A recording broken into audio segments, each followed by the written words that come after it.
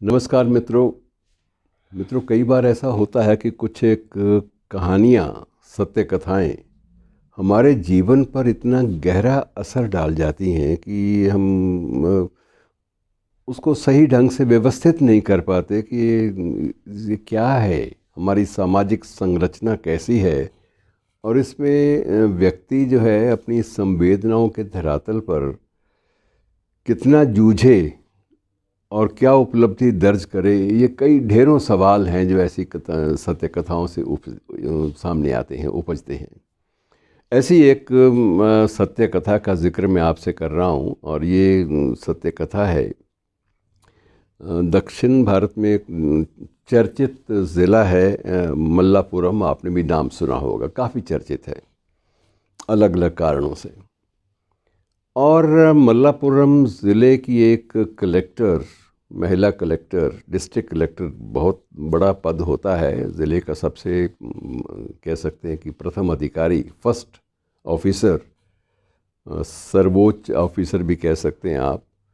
तो वह एक संस्थान स्कूल में जाती है और स्कूल हायर सेकेंडरी लेवल का है। और क्योंकि वो इलाका ऐसा है जहाँ वो स्कूल में जाती है वो बिल्कुल ग्रामीण अंचल में है, जनपद में है, जहाँ विकास की किरणें बहुत प्रशस्त रूप से नहीं पहुँच पाई, वैसा क्षेत्र है जहाँ पर ये विद्यालय था। और इत्तफाकन वहाँ उसको किसी पुरस्कार वितरण के लिए बुलाया जाता है। तो वो कहती है पुरस्कार तो आप बांट लीजिए, मेरे बैठे हुए बांट लीजिए, पर मैं संवाद स्थापित करूँगी, इंटरेक्शन करूँगी बच्चों से और कोशिश करूँगी कि बच्चों के सामने कुछ नई चीज़ें या उनकी जो ज़िंदगी है उससे मैं कुछ सीख सकूं या मेरी ज़िंदगी से वो कुछ सीख सके। एक संवाद की खिड़की खुलनी चाहिए। एक जो भय का, आतंक का वातावरण होता है कि अधिकारी कलेक्टर क्या होता है, तो वो एक भय का वातावरण, उससे मुक्त होकर बच्चों का विकास हो, इस बात का प्रयास करना चाहिए।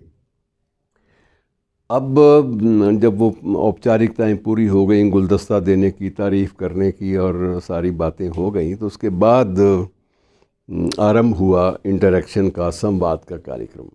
उसने बड़े अनौपचारिक तरीके से बच्चों से पूछा कि बच्चों खुल के बात करो मेरे से, और मैं चाहूँगी कि तुम आज कुछ सवाल पूछो, प्रश्न पूछो, और मैं कोशिश करूँगी तुम्हारी हर जिज्ञासा को शांत करने का। और उस जिज्ञासा को शांत करने के लिए मैं इस बात का भी थोड़ा सा करूँगी कि ऐसा कुछ ना हो, जो चीज़ आपको लगे कि अजीब सी है या मैं स्पष्ट नहीं कर पा रही, या ज़िंदगी आपके सामने अंधेरे में दबी हुई आपको ना लगे, आपको लगे रोशनी है और ज्ञान की सीमा कोई नहीं होती। इस तरह की प्रेरक बातें लेकर वो बच्चों के सामने जाती है, और डिस्ट्रिक्ट कलेक्टर, और बच्चों से पूछती है कि निसंकोच, बड़े अनौपचारिक तरीके से, बिना भय, अपनी प्रिंसिपल का बिना भय दिमाग में रखे हुए सवाल पूछो। तो एक बच्ची खड़ी होती है, कहती है आपका नाम। तो बड़ी उसको लगता है अजीब, क्योंकि उसने कहा नाम की क्या ज़रूरत पड़ी कि आपको सिर्फ हम कलेक्टर के तौर पे जानते हैं, लेकिन व्यक्ति के तौर पे तो बिल्कुल नहीं जानते, और आप इतनी अच्छी बात ढंग से हमें करने की छूट दे रही हैं, तो आपको अपना नाम बता देना चाहिए। तो उसने बड़ा स्माइल देकर, मुस्कुरा कर कहा कि ठीक है, मेरा नाम रानी सोया मोई है, रानी सोया मोई। ये सोया मोई नाम इधर तो सुना नहीं जाता। दूसरा प्रश्न था बच्चे का, तो उसने कहा कि मैं सही बात आपसे बता रही हूँ कि मैं इस प्रदेश की नहीं हूँ, मैं जिस प्रदेश से हूँ वहाँ नाम ऐसे ही होते हैं, रानी मेरा नाम है। और सोया मोई जो है वो एक उपनाम है या प्रचलित नाम है, घर वाले माँ बाप मुझे इसी नाम से बुलाते थे, तो यही नाम मैंने अपना लिया। तो उसके पूछा गया कि आप किस प्रदेश की हैं, तो उसने कहा मैं झारखंड से आई हूँ, और झारखंड में भी बहुत ही पिछड़ा हुआ क्षेत्र है, आपसे भी ज़्यादा पिछड़ा हुआ, मल्लापुरम से भी, वहाँ से मैं आई हूँ। अब उसने फिर बच्चों को प्रोत्साहित किया कि और सवाल पूछो। एक बच्चे देखते रहे कि आपके हाथ में मैडम ना, वो जो अधिकारियों के हाथों में कंगन होते हैं, कुछ और उन्होंने मेकअप किया होता है और बहुत कुछ होता है, और बड़े सज धज के आती हैं, तो आप तो बिल्कुल ही सामान्य रूप से आई हैं, कि ऐसा क्यों है कि आपको क्या अच्छा नहीं लगता ये सारा का सारा।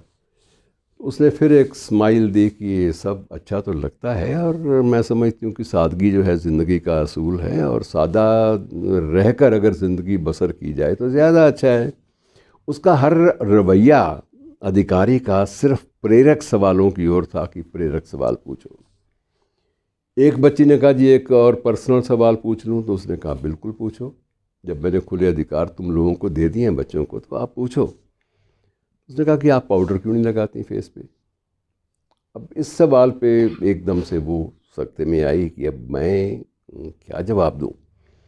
लेकिन उसे लगा कि ये सवाल बहुत महत्वपूर्ण है, यद्यपि एक छोटे से सवाल ने उसको अंदर तक भिगो दिया, और एक पल उसे लगा संभलने में। उसने महसूस भी किया कि माथे पर कुछ पसीने की बूंदें भी आ गई हैं। उसने अपनी फ्लास्क, जो अधिकारी लोग अक्सर साथ अपनी फ्लास्क रखते हैं, उसमें से उसने गिलास छोटा सा भरा और पानी 2 घूंट भरे, और उसके बाद संतुलित होकर जवाब देने लगी कि जब बच्चों तुम लोग जानना ही चाहते हो कि मैं पाउडर लगाकर क्यों नहीं आती या पाउडर क्यों नहीं लगाती, तो तुम्हें एक कहानी मेरी सुननी पड़ेगी। मेरा फ़र्ज़ बनता है कि तुम्हें मैं पूरे उन हालात से गुज़ारूं जिन हालात ने मुझे विवश किया कि मैं पाउडर का इस्तेमाल फेस पर ना करूं। बच्चों की उत्सुकता बढ़ी कि ये तो वाकई कोई बहुत गंभीर बात होगी। कुछ बच्चों ने सोचा कि ये कोई हादसा होगा या कुछ ऐसी बात होगी। बहरहाल रुक रुक कर धीरे धीरे अपने आप को संभालते हुए उसने बच्चों के सामने अपनी कथा जो है वो रखी। उसने बताया कि देखो बच्चों, मैं तुम्हारे ज़िले की सबसे बड़ी अधिकारी हूँ, लेकिन इसके बावजूद मेरा जन्म जिस जगह हुआ था उस जगह अबरक की खाने हैं। अबरक मायका आप जानते हैं, और उन खानों में मेरा बाप, मेरी माँ और मेरे 2 भाई चारों काम करते थे। और उन खानों में काम करने वालों की स्थिति इतनी दुरूह होती थी कि उनके लिए जीना, उनके लिए सामान्य सांस लेना भी मुश्किल हो जाता था। और जब मैं 4 साल की हुई तो 4 साल की उम्र में मेरी माँ, मेरी बहन, मेरी माँ, मेरा बाप, मेरे दोनों भाई चारों ही बेड रिडन थे, चारों बिस्तर पे पड़ गए।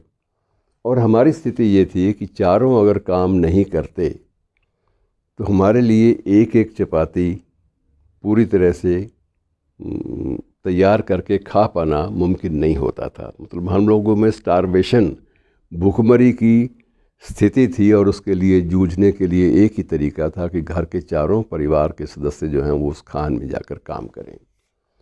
और अबरक की खाने बहुत ही ज़्यादा ख़तरनाक होती हैं, कोयले से भी ज़्यादा, इसलिए कि उसमें रेंग रेंग कर अंदर जाना पड़ता है।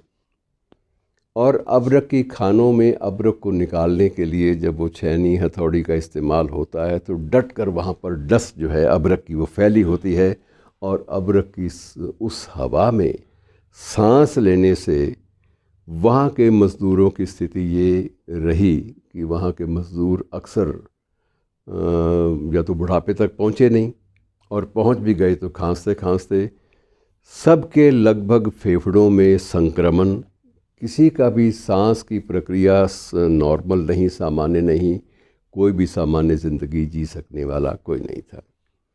और वो बताया उसने कि जब मैं 5 साल की हुई उस वक्त मेरे दोनों भाई मर गए, और एक साथ मरे। और मरे इसलिए 2 कारणों से कि एक तो हमारे पास इलाज के लिए पैसे नहीं थे, दूसरा उस इलाके में कोई भी बड़ा सरकारी दवाखाना भी नहीं था, और तीसरा ये था कि स्टारवेशन, भूखमरी, पेट में किसी के अन्न का दाना कई कई दिन नहीं जा पाया था। ये तीनों कारणों से मेरे दोनों भाई चले गए। उनके सदमे से माँ नहीं उबर पाई।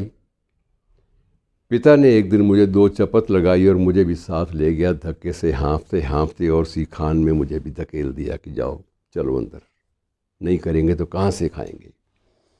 और इस तरह ज़िंदगी शुरू हुई, और कुछ दिन बीते, माँ भी गई, बाप भी गया।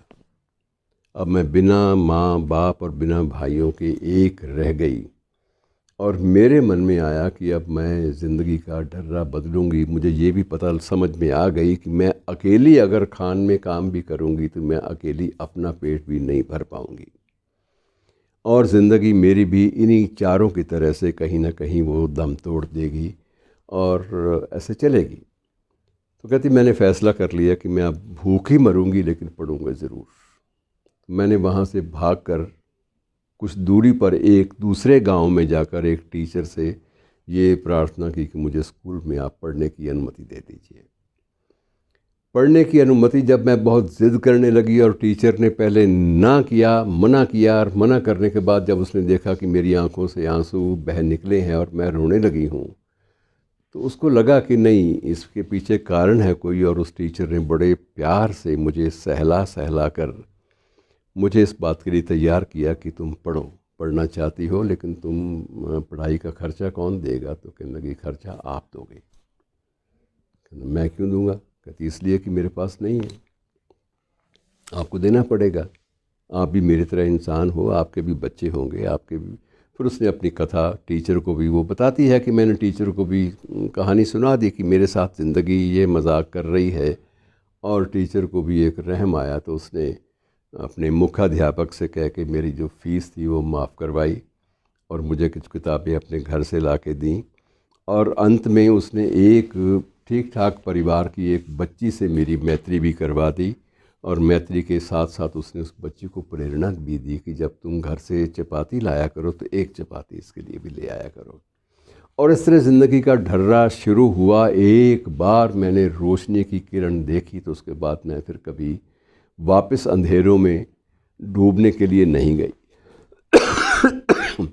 उसी टीचर ने बाद में मुझे उच्च शिक्षा के लिए कॉलेज में भी प्रिंसिपल से स्वयं मेरी सारी परिस्थिति को बयान करते हुए मुझे अवसर दिलाया, मुझे अवसर मिल गया। लेकिन उन दिनों में मैं भूल चुकी थी कि दिन क्या होता है, रात क्या होती है। और मैंने उन परिस्थितियों में एक जो प्रतियोगी परीक्षाएं हैं उनके लिए तैयारी करनी शुरू कर दी उसी टीचर की प्रेरणा से। और प्रेरणा से जब मैं अपीयर हुई तो मैं उसमें टॉप पर आई। तो उसके बाद उस शिक्षक की आंखों से आंसू बहने लगे कि मैं अपने बच्चों को तो इतना ज़्यादा प्रेरित नहीं कर पाया, लेकिन तुम्हारी ज़िंदगी में जो मेरी भूमिका मुझसे नेचर ने, प्रकृति ने या ईश्वर ने निभाने का अवसर दिया है, मुझे लगता है कि मेरी ज़िंदगी सफल हो गई। और उसी टीचर की बदौलत, उसकी एक प्रकार से जो हृदय में जो संवेदनाएं जगी थी, उन संवेदनाओं की बदौलत मैंने आगे परीक्षाएं दी। लेकिन उन दिनों में मुझे एक अनुभव हुआ कि जितना भी हम मेकअप का, कॉस्मेटिक्स का सामान बनाते हैं, उसमें कॉस्मेटिक्स के लगभग हर सामान में अभ्रक का प्रयोग ज़रूर होता है।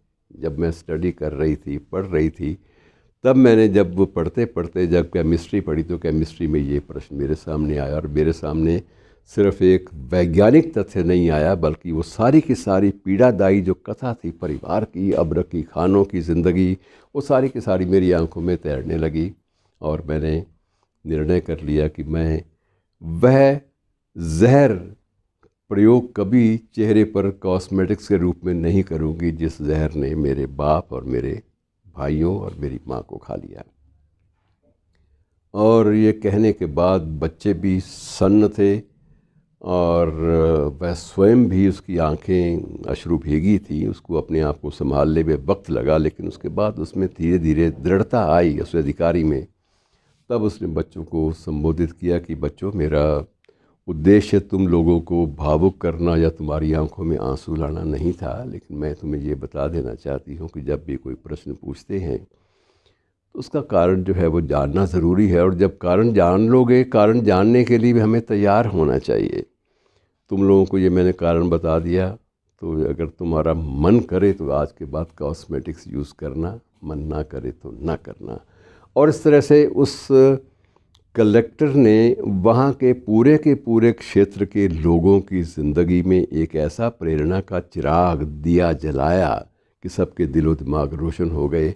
और अब वो उस ज़िले में आज भी बच्चे जो अब जवान हो चुके हैं, जो अधिकारी बन चुके हैं, जो आगे बढ़ चुके हैं, उसको अपना प्रेरक व्यक्तित्व, प्रेरक शख्सियत मानते हैं। धन्यवाद।